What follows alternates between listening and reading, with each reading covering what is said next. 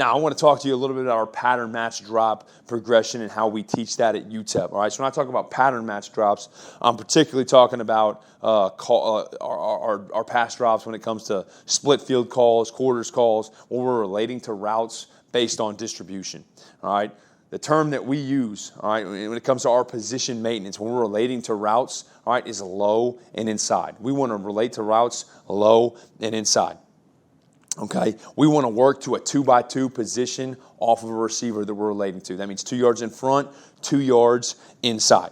All right, and we'll even use the term, hey, working man. Who are you working off of? Hey, I'm relating to 2. That's who you're working off of. I want to be 2x2 off of number 2. I'm working off of number 3. I want to be 2x2 off of number 3. That's my working man. I want to work to that 2x2, that 2x2 box, that 2x2 cushion. All right. Again, that could be our Sam and our Mike working off of number 3. That would be like our posting number 3. That could be our spur, our Sam, or our bandit to our overhangs, or our field side inside linebacker working off of number 2. Again, we talk about we want to be low and inside. And in those pattern match drops, we want to be low and inside through 12 yards. Then we can vision the quarterback.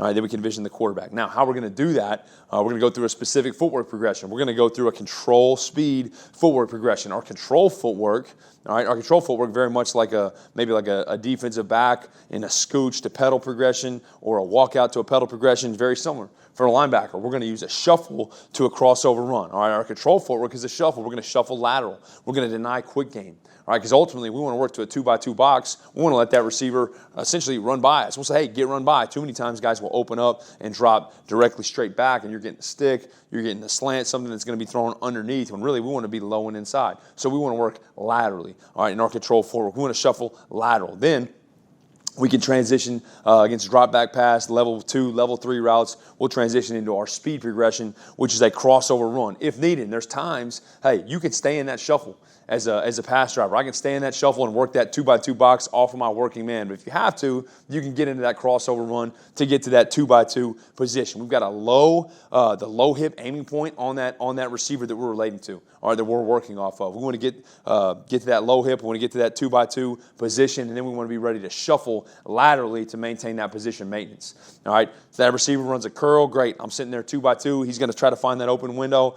I want to try to stay. I want to try to shuffle laterally to maintain that 2x2 position maintenance on the route. All right. When it comes to reroutes, all right, we have the ability to reroute a receiver if he is in our framework, all right? That being said, we will never chase reroutes. And a lot of time when you work to that 2x2 box, all right, you're gonna reroute that receiver just by body position.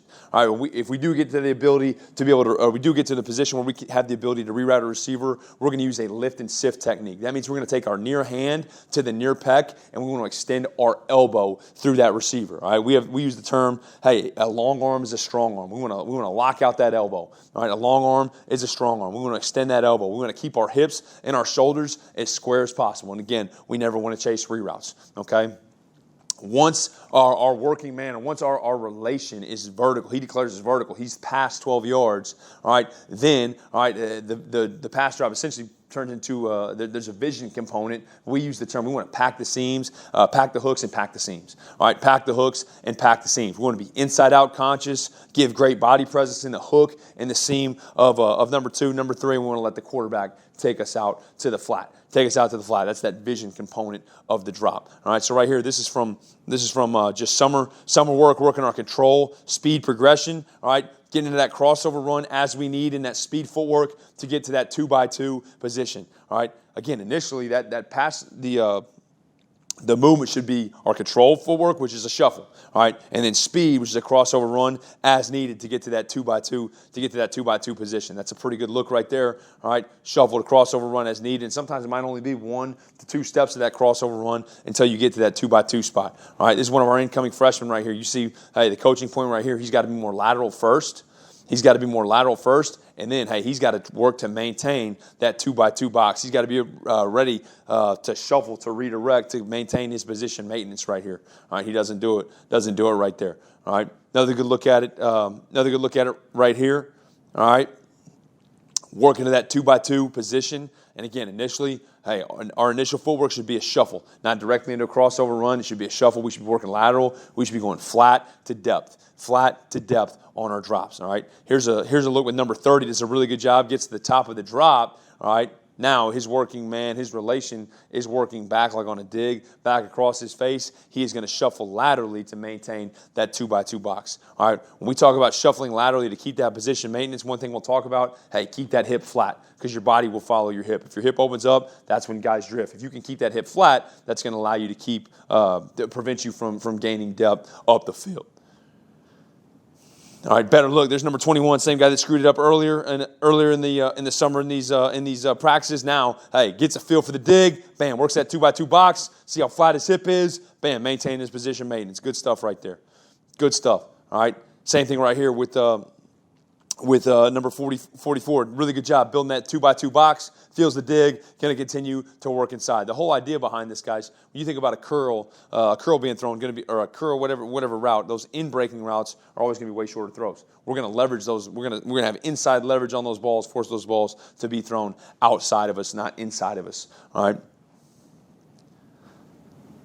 There's another look, getting to the top of the drop, feeling that dig. All right, shuffling flat to maintain that 2x2 position. This is something you can even do as a unit. We've done this with an entire back 7, entire back 8 at times. And this is lining up safeties, linebackers, shoot, even corners, working on dropping to that 2x2 box, getting to that 2x2 box on receivers. You could do this really kind of as a whole unit with all your guys working that pass drop, and you can add the progression of working a dig as well, shuffling flat right here. I love the idea of putting these guys that 2x2 position on a yard line, so then they can feel, hey, if I'm shuffling, I end up past that yard line, the 35 in this case, hey, they're not flat with their hip. That hip's pointed upfield, and they're drifting. They're losing ground up the field, okay? Just going through the pass drop progression right here. I want you to watch number 15, all right, posting the tight end right here to the boundary. All right, this is what we mean when we shuffle laterally. And sometimes, hey, less is more when it comes to a pass drop. Less is more when it comes to a pass drop, especially in a pattern match situation. All it might be is 2 shuffles to get to that low and inside position. No reason to get a bunch of depth on this hank route. It's only 5 yards. It's only 5 yards deep. Hey, we could shuffle right to it. It's running right to me. I'm in really good position right there. I'm in really good position. All right, that's just the initial drop. The initial drop mechanic of that shuffle. All right, now watching the boundary overhang relating to number 2. Does a really good job working that pass drop progression right here. As you see, hey, this is a level 2 route, but especially in the boundary without that much space. Does he need to get into a crossover run? He doesn't. He can stay in that shuffle and get to that 2x2 box, stay low and inside. He can continue to work that 2x2 box to maintain that position maintenance, and then use the vision element of the drop to react on the check down. All right, to react on the check down right there. Okay, here's a look right here, number 3, posting number 3. Posting number 3. Now, this is kind of an over route. We're just trying to give body presence on number 3, running vertical and running vertical across the field before he gets to the weak safety. All right, we would shuffle laterally to give great body presence underneath that ball right there by the 3 poster. All right. And then I want to show this, the vision element of the pass drop progression. Here's number 31, all right, essentially dropping off of number 2. Number 2's not out. Now there's a vision element to this drop. There's a vision element to the drop. I got my eyes on the quarterback, vision the quarterback. I melt off the quarterback. If they want to throw this cross route, we're able to cut underneath it. All right, we're giving great body presence right there. Force the quarterback to hold it a little bit longer. We're able to get the sack.